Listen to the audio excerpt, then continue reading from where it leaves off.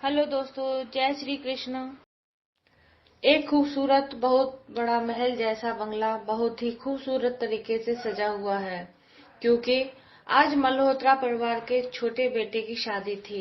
Malhotra mention के बाहर गाड़ियों की फौज आकर रुकती है। उसमें से दूल्हा और दुल्हन बाहर आते हैं। जहां दुल्हन बहुत ही खूबसूरत 23 साल की लड़की रेड लहंगा पहने हुए थी और बेहद ही खूबसूरत लग रही थी, वहीं दूल्हा जिसकी उम्र 25 साल बेहद हैंडसम बिजनेसमैन लड़का।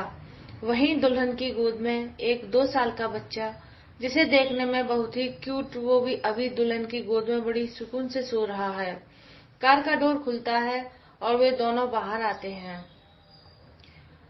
वो दोनों अंदर जाते हैं तो पूरी मल्होत्रा फैमिली उनका वेलकम करने के लिए तैयार खड़ी है।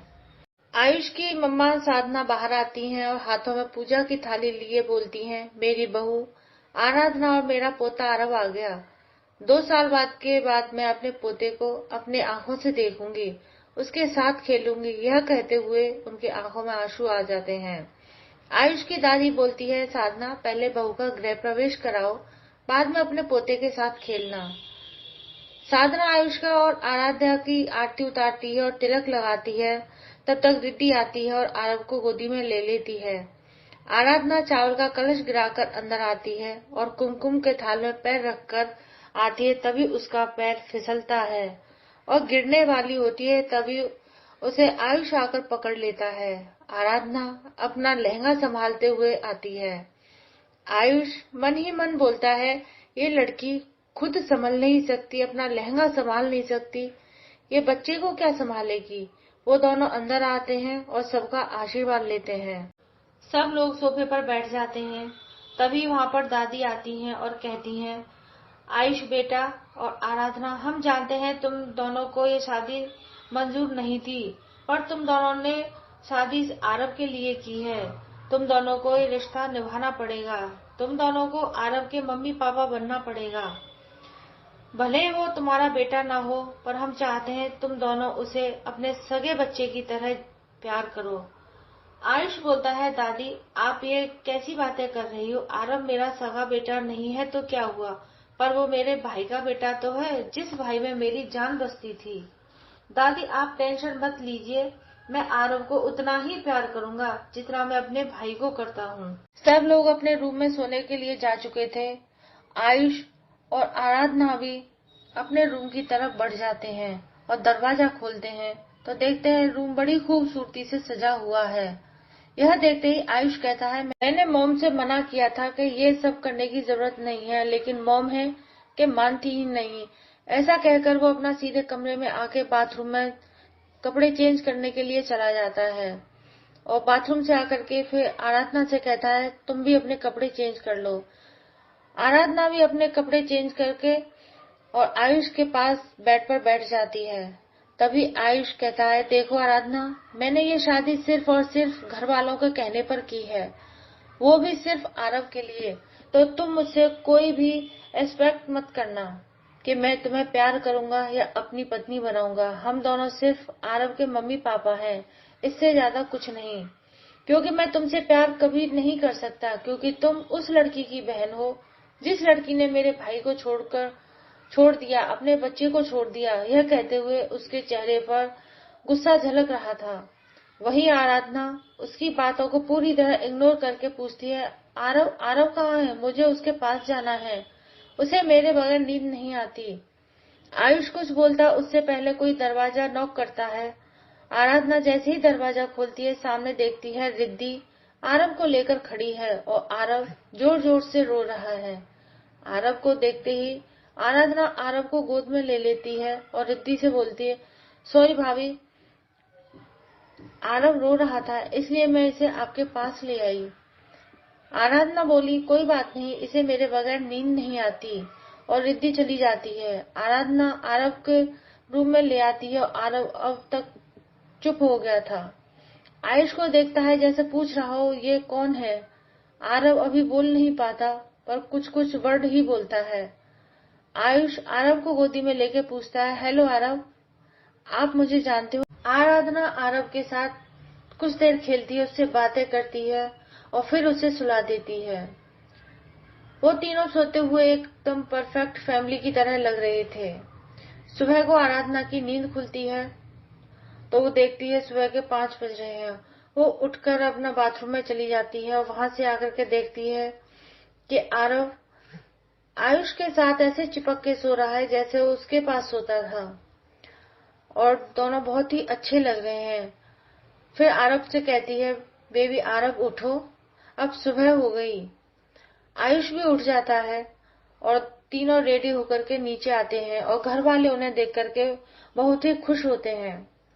जब आराधना नीचे आ रही थी तो उसकी सासू माँ कहती है, बेटा आज तुम्हारी पहली रसोई है तो जो तुम्हें पसंद हो वो तुम बना लो। आराधना कहती है, ठीक है माँ, जो मुझे पसंद है मैं बना लूंगी। वहीं आयुष उसकी बात सुनकर सोचता है और बोलता है कि बोल तो ऐसी रही है जैसे कोई बड़ी शेफ हो। देखते हैं क्या बनाती है। कुछ ही देर बाद आराधना टेबल पर नाश्ता लगाती है और सभी को नाश्ता पसंद आता है। वहीं आयुष मुंह बनाए बैठा था क्योंकि उसकी पसंद का कुछ भी नहीं बना था, हलवे को छोड़कर, क्योंकि वो डाइट वाला खाना खाता है।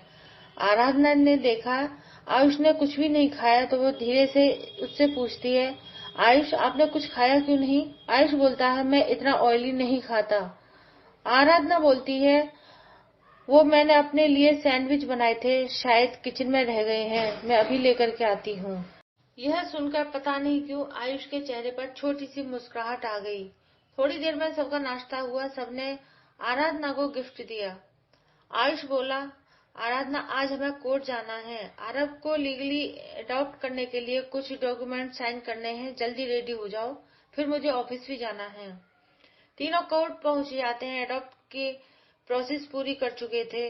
अब लीगली आरव उन दोनों का बेटा बन चुका था और ये बात सबको पता चल चुकी थी कि आरव ने अपने बड़े भाई के बेटे को अडॉप्ट किया है।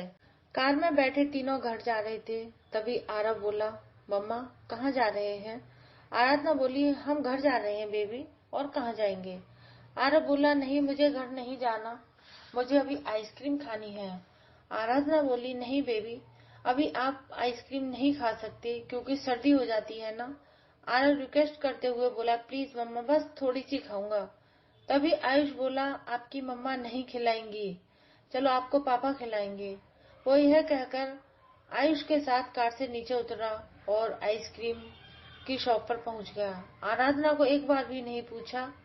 यह सोचते हुए आराधना गुस्से से बोली, इसने जरूर मेरे बेटे पर कोई जादू टोना किया है, देखा कैसे उसके साथ चला गया।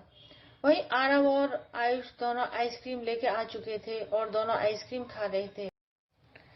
तीनों वहां पर आइसक्रीम खाते हैं और आइसक्रीम खाने के बाद आयुष आराधना को आरव को घर छोड़कर ऑफिस चला जाता है। आयुष दोपहर के टाइम ऑफिस आया हुआ था। ऑफिस के सारे लोग आयुष को अजीब नजरों से देख रहे थे क्योंकि आयुष कभी भी लेट नहीं आता था, वो हमेशा जल्दी आता था। और दूसरी तरफ सभी फीमेल एम्प्लॉय के दिल टूट चुके थे आयुष की शादी से। आयुष आता है और सबके सामने उसका असिस्टेंट राहुल आता है और बोलता है, गुड इवनिंग सर। आयुष बोलता है, गुड आफ्टरनून राहुल, जल्दी से बोलता है, सॉरी सर, वो आप मॉर्निंग में आते हैं ना, इसलिए मैंने मॉर्निंग बोल दिया।